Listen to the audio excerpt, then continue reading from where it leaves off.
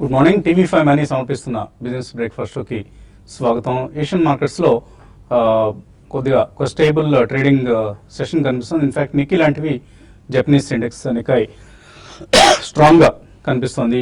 SGX Nifty మాత్రం 8778 ఒక flattish లేదా స్లైట్లీ నెగిటివ్ ఓపెనింగ్. నిన్న కూడా మనం slightly negative opening or slightly positive అనుకున్నాం.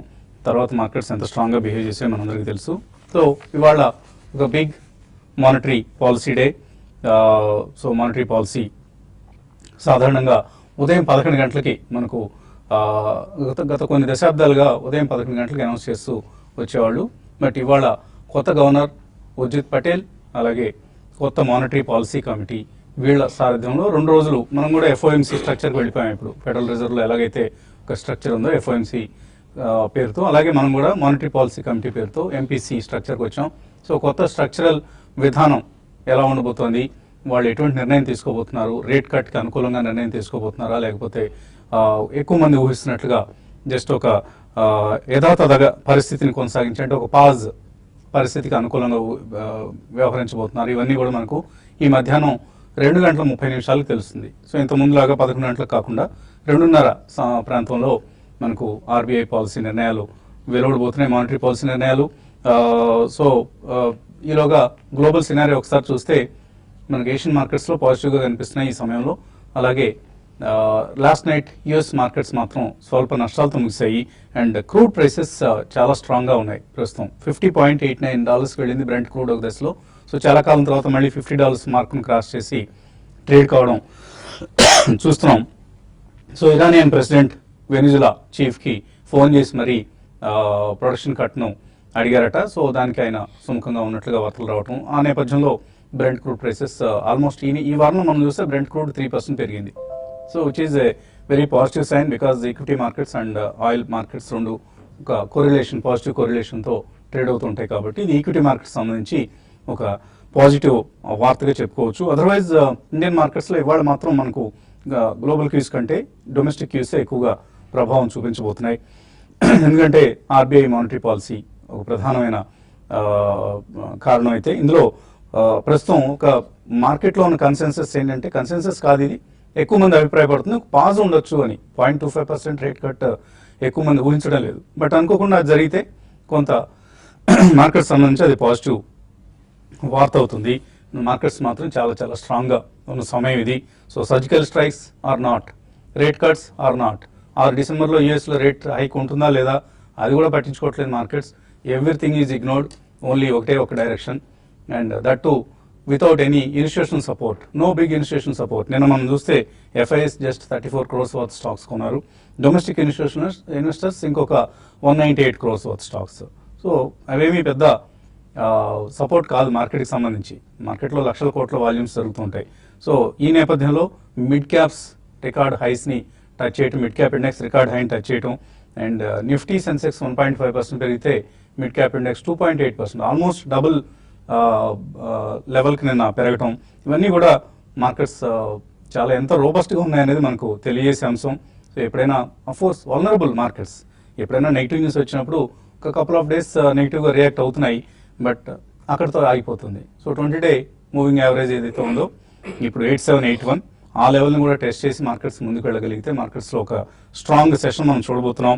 సో క్వాలిటీ స్టాక్స్, అది నిఫ్టీ 8000 ఉందా, 9000 ఉందా, 10,000 ఉందా, ఈ లెవెల్ని పట్టించుకోకుండా మనకు మారుతి లాంటి కౌంటర్స్, ఐషర్ మోటార్స్ లాంటివి, BPCL లాంటివి ఆల్ టైమ్ హైస్ని టచ్ చేసిన సందర్భం ఇది. సో లైఫ్ టైమ్ హైస్ని అవి టచ్ చేసి మరీ ముందుకు వెళ్తున్నాయి.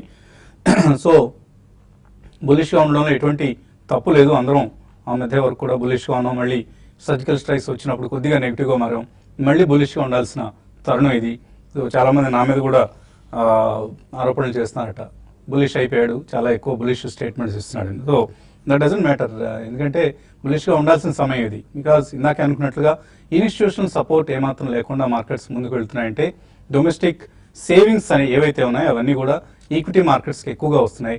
ఎందుకంటే people have lost confidence in gold, they lost confidence in real estate, and they are just propping up the equity మార్కెట్స్లో. సో ఈక్విటీ మార్కెట్స్లో మాత్రమే ఇన్వెస్ట్ చేస్తున్న సమయం ఇది. అందుకే మనం నేను కొన్ని స్టాక్స్ మనం చూస్తే ఎంత బులిష్గా ఉంది మార్కెట్ అనేది మనకు అర్థమవుతుంది. So 52-week highs, G entertainment లాంటివి, అదానీ పోర్ట్స్ లాంటివి, ఇండియన్ బ్యాంక్ ఒక పబ్లిక్ సెక్టర్ బ్యాంక్ ఎన్పిఎల్ గొడవ అని మొత్తుకుంటున్న పరిస్థితి. బట్ ఇండియన్ బ్యాంక్ నేను 6% పెరిగింది. M&M financial 6%, IG petro, Asahi Sangwan, Indian Hume pipes, ఇంకా రకరకాల స్టాక్స్. ఎడిల్వైజ్ ఫైనాన్షియల్స్ లాస్ట్ 1 yearలో 108% పెరిగింది స్టాక్. నిన్న కూడా 8% పెరిగింది. 123% లాస్ట్ 6 monthsలో రిటర్న్ ఇచ్చింది. క్రిసిల్, కేర్ రేటింగ్ ఏజెన్సీల స్టాక్స్ పెరగడానికి ఇప్పుడు ఏమీ అంత పెద్ద కారణం ఉందని, but investors are buy quality stocks. ఏదో దివాళీ సేల్స్ ఇంకొకటో లేదు కదా ఇక్కడ. అమెజాన్, ఫ్లిప్కార్ట్ లేకపోతే ఇంకొక స్నాప్డీల్ లాంటి వాళ్ళు పెడుతున్న డిస్కౌంట్ సేల్స్ ఏం లేదు కదా ఇక్కడ.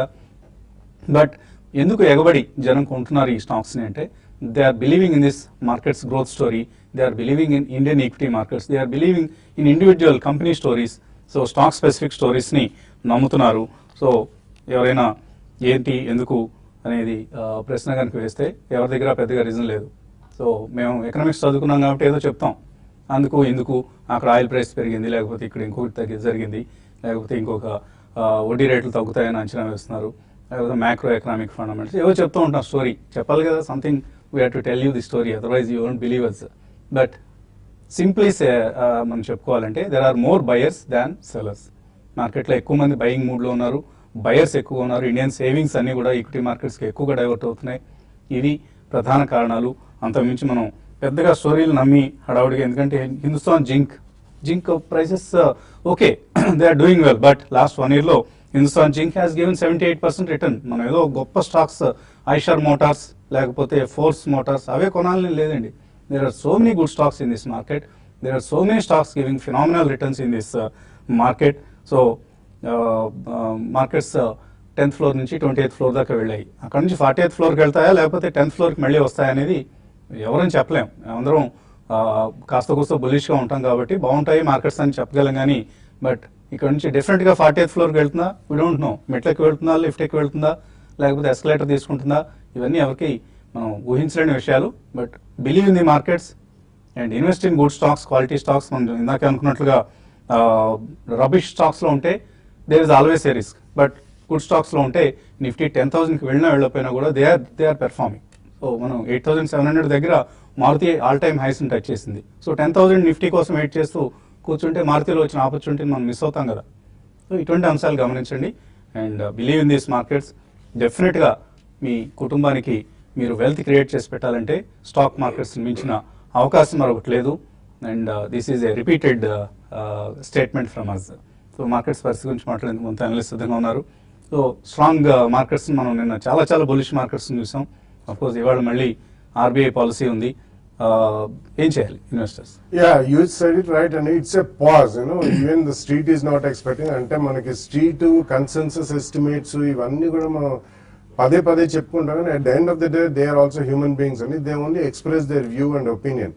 సో ఈ కారణం వలన మనం ఎప్పటి నుంచో చెప్తూనే ఉన్నాం ప్రేక్షకులందరికీ కూడా that train has already left the station. So it has to only reach the destination.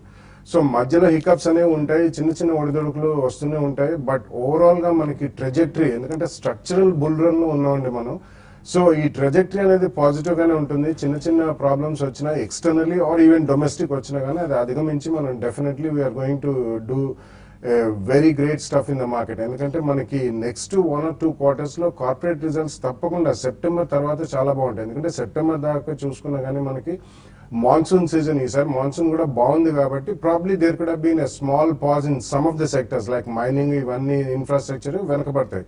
But post September I think now we're seeing next quarter and next 2 quarters results are going to be phenomenally good. So definitely ఇది కాస్త ahead of schedule మార్కెట్లో discount అవుతుందండి.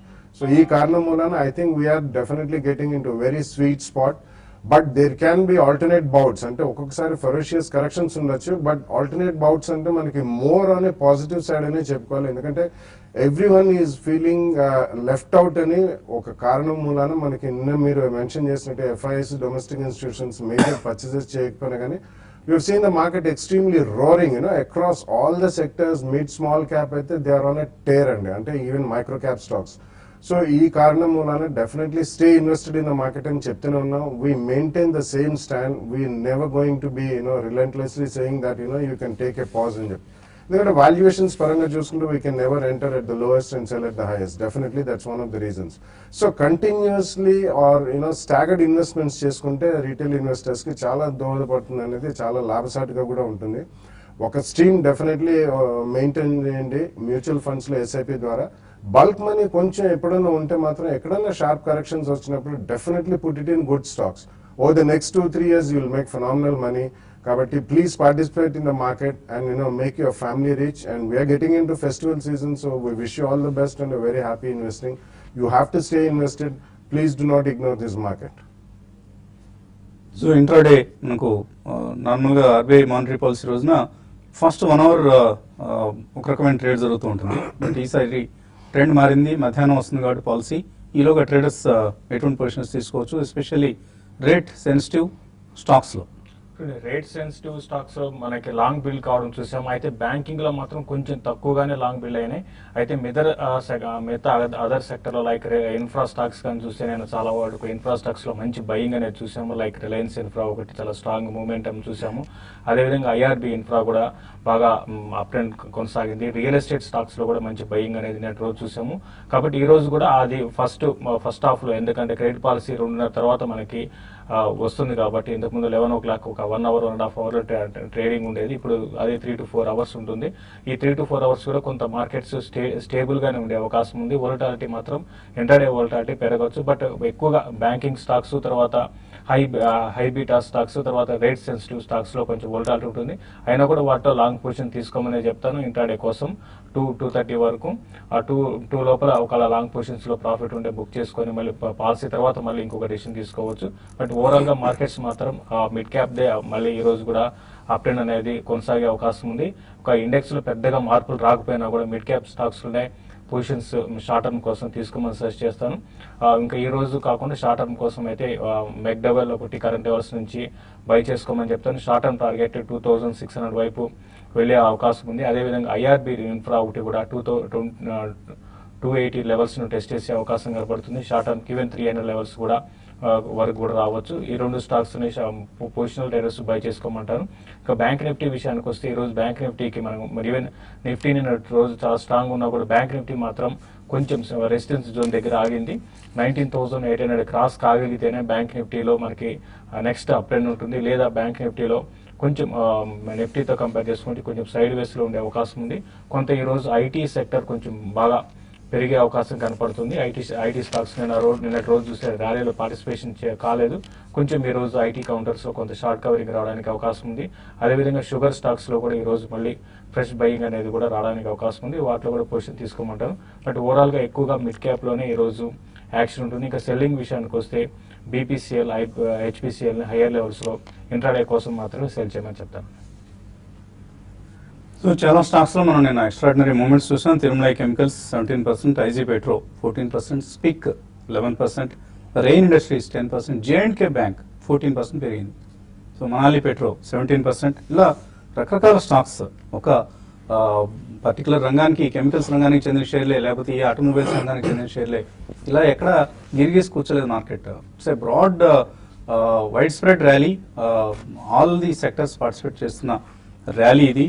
So many opportunities మార్కెట్స్లో ఇన్వెస్టర్స్కి అందుబాటులో ఉన్నాయి. ఒక్కొక్క stock 10 to 20% return per day ఇస్తుంది. So let us not leave this market, let us stay invested. అలాగే ఇంకా చాలా అంశాలు మాట్లాడుకుందాం చిన్న బ్రేక్ తర్వాత.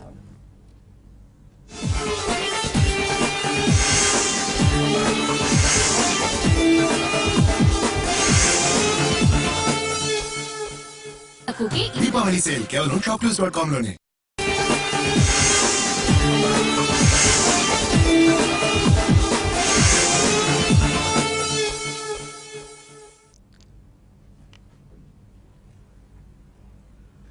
టీవీ5 మనీ సమర్పిస్తున్న బిజినెస్ బ్రేక్ఫాస్ట్ షోకి తిరిగి స్వాగతం. ఇందాక బాలాగారు అన్నారు ఏదైనా మంచి మ్యూచువల్ ఫండ్స్లో ఎస్ఐపి చేసుకుంటూ ఉండండి. సో మ్యూచువల్ ఫండ్స్ చాలామంది ఏం రిటర్న్స్ ఇస్తాయిలే, కన్సిస్టెంట్గా ఇవ్వవు, ఒక్కోసారి మార్కెట్స్ పడిపోయినప్పుడు బ్యాడ్ రిటర్న్స్ ఇస్తాయి, ఇలా అనుకుంటూ ఉంటారు. ఫర్ ఇన్స్టెన్స్ దీనికి భిన్నంగా latest take UTI master share fund. ఇది ఆల్మోస్ట్ మన మ్యూచువల్ ఫండ్ రంగంలో మాతామహులు, పితామహులు లాంటి ఫండ్ అనుకోవచ్చు. 1986లో దీన్ని లాంచ్ చేశారు యూటీఐ మాస్టర్ షేర్ని. ఒక క్లోజ్ ఎండెడ్ ఈక్విటీ స్కీమ్గా లాంచ్ చేసి దీన్ని 2000లో ఓపెన్ ఎండెడ్ చేశారంటే క్లోజ్ ఎండెడ్ అంటే ఒక పర్టికులర్ వ్యవధి తర్వాత మూసివేస్తాం ఈ స్కీమ్ని, ఎవరి డబ్బులు వాళ్ళకి వెనక్కి ఇచ్చేస్తాం అనే స్కీమ్స్ని క్లోజ్ ఎండెడ్ అంటారు. లేదు కంటిన్యూస్గా ఎప్పటికీ అలాగే ఓపెన్, ఏ రోజైనా అమ్ముకోవచ్చు, ఏ రోజైనా కొనుక్కోవచ్చు అన్న పద్ధతిలో ఉండే స్కీమ్స్ని ఓపెన్ ఎండెడ్ స్కీమ్స్ అంటారు. సో ఒక ఓపెన్ ఎండెడ్ స్కీమ్గా 2000 సంవత్సరంలో మారింది యూటీఐ మాస్టర్ షేర్. అక్కడ నుంచి గ్రాస్ డివిడెండ్ 1230% గ్రాస్ డివిడెండ్ ఇచ్చింది. సో లాస్ట్ 30 yearsలో సిఏజిఆర్ అంటే కాంపౌండెడ్ యాన్యువల్ గ్రోత్ రేట్ చూస్తే మనకు ఎవ్రీ ఇయర్ 15% రిటర్న్ కన్సిస్టెంట్గా ఇచ్చిన స్కీమ్ ఇది. సో 30 సంవత్సరాల స్కీమ్ ఈ రకంగా అన్ని రకాల మార్కెట్ ఆటుపోట్లని చూసింది, అన్ని రకాల మార్కెట్స్ని చూసింది, అన్ని రకాల స్కామ్స్ని చూసింది. హర్షద్ మెహతా స్కామ్, కేతన్ పరేఖ్ స్కామ్, ఆ తర్వాత వచ్చిన చిన్న చితక స్కామ్స్ అన్నింటినీ తట్టుకొని, ఆటుపోట్లు అన్నింటినీ తట్టుకొని చక్కటి రిటర్న్ ఇచ్చింది. ఇన్వెస్టర్స్ మనం ఇంతకుముందు మన బాలరాజు గారు చెప్తూ ఉంటారు 15 అంటూ.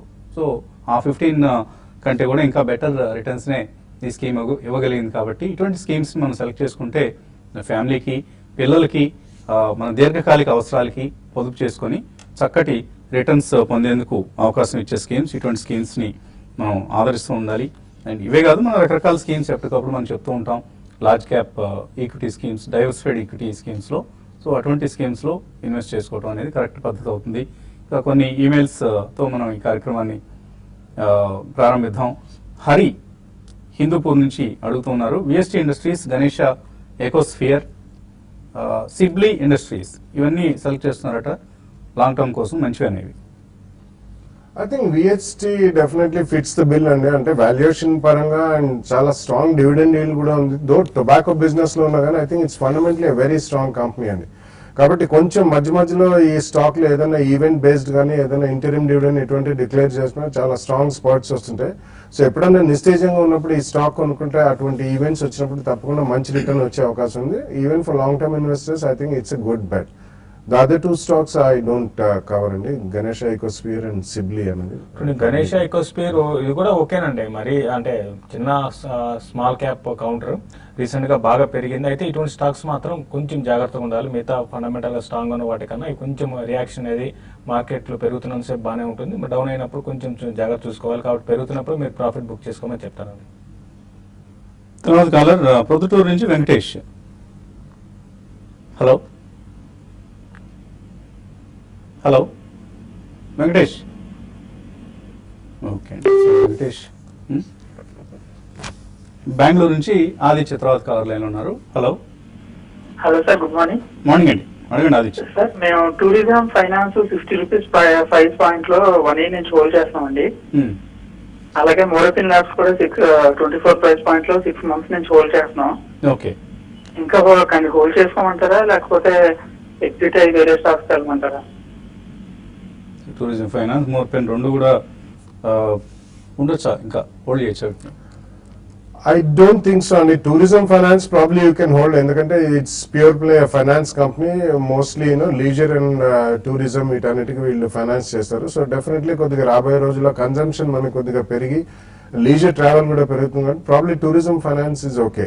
మోరపన్ labs unless we see consistency of results అండి. రీసెంట్లీ మనం చాలా స్పెక్యులేటివ్ యాంగిల్ చూసాం, but I think it's turn around candidate. కాబట్టి మీకు ఎక్కడైనా ప్రాఫిట్స్ వస్తే డెఫినెట్లీ ప్రాఫిట్స్ మాత్రం బుక్ చేయడం మర్చిపోకండి. మధ్యలో స్ట్రాంగ్ స్పర్ట్స్ కూడా ఈ స్టాక్ కౌంటర్ లో మనం చూసాం.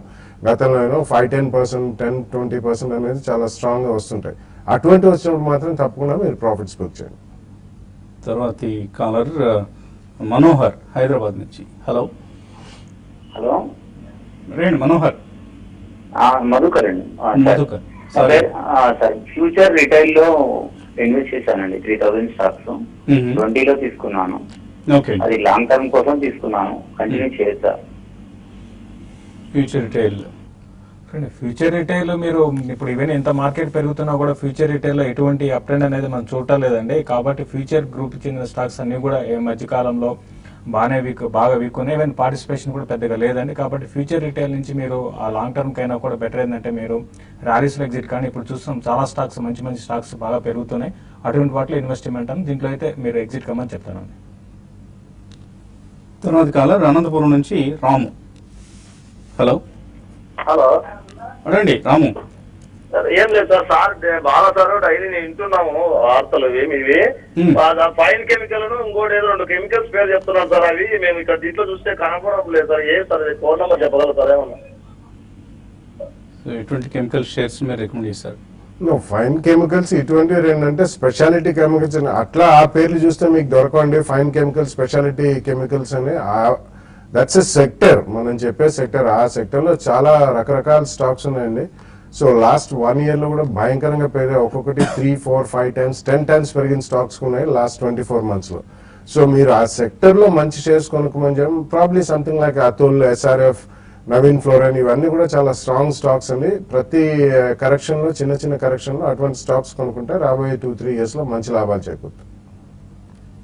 సో పేర్లు జాగ్రత్తగా రాసి పెట్టుకోండి. ఇప్పుడు ఆయన చెప్పిన పేర్లు నేనైతే సరిగా వినలేదు, ఈమెయిల్స్ చూస్తున్నాను కాబట్టి. బట్ మీరు శ్రద్ధగా విని చెప్పినప్పుడు వీలైతే మన కార్యక్రమం చూసే ప్రేక్షకులు ఏం చేయాలంటే ఒక చిన్న నోట్బుక్, పెన్ను దగ్గర పెట్టుకొని కూర్చుంటే ప్రోగ్రామ్ దగ్గర రికమెండేషన్స్ చెప్పినప్పుడు టక్మని రాసుకోవచ్చు. అండ్ పదే అడుగుతుంటారు కొంతమంది, అడిగిన స్టాక్ గురించే మళ్ళీ అడగటం ఇలా జరుగుతూ ఉంటాయి. సో ఒకసారి మనం నోట్బుక్తో కనుక రాసి పెట్టుకుంటే మళ్ళీ అడిగే అవసరం ఉండదు, మన సమయం కూడా సేవ్ చేసుకునే వాళ్ళు అవుతాం. తర్వాత అఫ్కోర్స్ రాము అనంతపురం కాల్ అయిపోయింది అనుకో. అర్జున్ అడుగుతున్నారు Marksans pharma long term prospects ఎలా ఉంటాయి, అలాగే వివి మెడ్ ల్యాబ్స్ ఇది 50% ప్రాఫిట్లో ఉన్నారు, ఇంకా కొనుక్కుందాం అనుకుంటున్నారు, కొనుక్కోవచ్చు. అది వివి మెడ్ ల్యాబ్స్ మీరు కొనుక్కోవాలనుకుంటే కొనుక్కోవచ్చు అండి. రీసెంట్ గానే వివి మెడ్ ల్యాబ్స్ బాగా పెరిగింది.